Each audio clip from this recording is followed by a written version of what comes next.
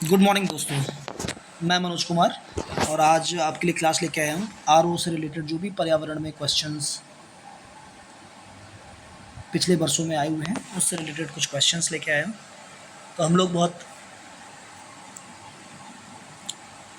सरल माध्यम से इनको देखेंगे और डायरेक्टली जो हमारे क्वेश्चंस हैं उन्हीं को हल करेंगे।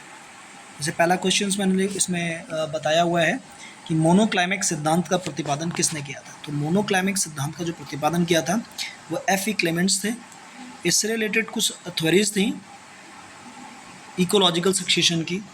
जो पहला हम लोगों ने अभी पढ़ा मोनोक्लाइमेक्स सिद्धांत जो कि एफ.ई. क्लेमेंट्स थे। इसी तरह से एक पॉलीक्लाइमेक्स थ्योरी है जो टेंसले का है। क्लाइमेक्स पैटर्न्स हाइपोथेसिस भी है जो विटकस एंड सेलाक की है।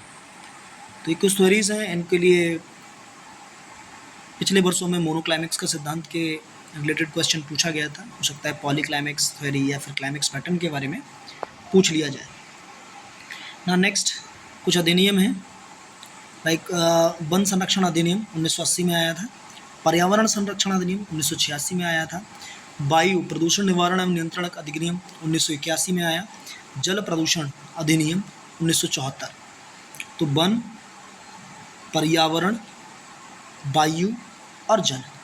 वन्य पर्यावरण की बात करेंगे तो 80 की बात करेंगे, पर्यावरण की बात करेंगे 1986 की बात करेंगे, वायु की बात करेंगे 1981 की बात करेंगे और जल प्रदूषण की बात करेंगे तो 1974 की बात करेंगे। अगला क्वेश्चन है, नदी का जल प्रदूषक मापा जाता है। तो नदी का जो जल प्रदूषक मापा जाता है वो जल में घुली ऑक्सीजन की मात्रा से नापा जाता है। अगला है बायोलॉजिकल ऑक्सीजन डिमांड जो बीओडी के लिए एक मापदंड है। तो वो मापदंड होता है जलीय पारिस्थितिक तंत्र में प्रदूषण की जांच के लिए। घटते उत्पादकता के क्रम में पारितंत्र क्रम कौन सा है? पारितंत्र का क्रम कौन सा है? तो सबसे पहले मैंग्रोव होते हैं, घास का मैदान होता है, झील और सागर। ये घटते उत्पादक के क्रम में एक पारितंत्र का क्रम है। एक जैव विविधता हॉटस्पॉट माना जाता है। किसको माना जाता है जैव विविधता हॉटस्पॉट माना जाता है? पश्चिमी घाट के लिए। भारत का ओसनिक नेशनल पार्क स्थित है कच्छ में। ये क्वेश्चन कई बार आया हुआ है पिछले वर्षों में, अच्छा क्वेश्चन है। Oceanic national park Kutch. जीवाश्मी ईंधनों में एकमात्र ऊर्जा का चरम स्रोत है, कौन सा है? एकमात्र चरम स्रोत है जीवाश्म, सूर्य। रामसर सम्मेलन संबंधित है किससे? रामसर सम्मेलन जो संबंधित है वो है आर्द्र भूमि संरक्षण से। राष्ट्रीय वानिकी एवं पारिस्थितिक विकास बोर्ड NEEB की स्थापना भारत सरकार द्वारा की गई थी। कब की गई थी? 1992 अगस्त में। भारत सरकार द्वारा राष्ट्रीय हरित अधिग्रहण NGT, भारतीय सरकार द्वारा राष्ट्रीय हरित अधिग्रहण NGT की स्थापना 2010 में की गई थी। वन अनुसंधान स्थित है देहरादून में। वन अनुसंधान कहाँ स्थित है? देहरादून में स्थित है। ऊपरी वायुमंडल की ओजोन परत का क्षरण निम्नलिखित में से किससे होता है? ये CFC के द्वारा होता है, क्लोरोफ्लोरोकार्बन के द्वारा होता है। पारिस्थितिकीय पदचाप के माप की इकाई होती है ये, इसे बोलते हैं भूमंडलीय हेक्टेयर, से ग्लोबल हेक्टेयर भी बोलते हैं, भूमंडलीय हेक्टेयर बोलते हैं। Indian institute of ecology and environment स्थित है कहाँ पर है? ये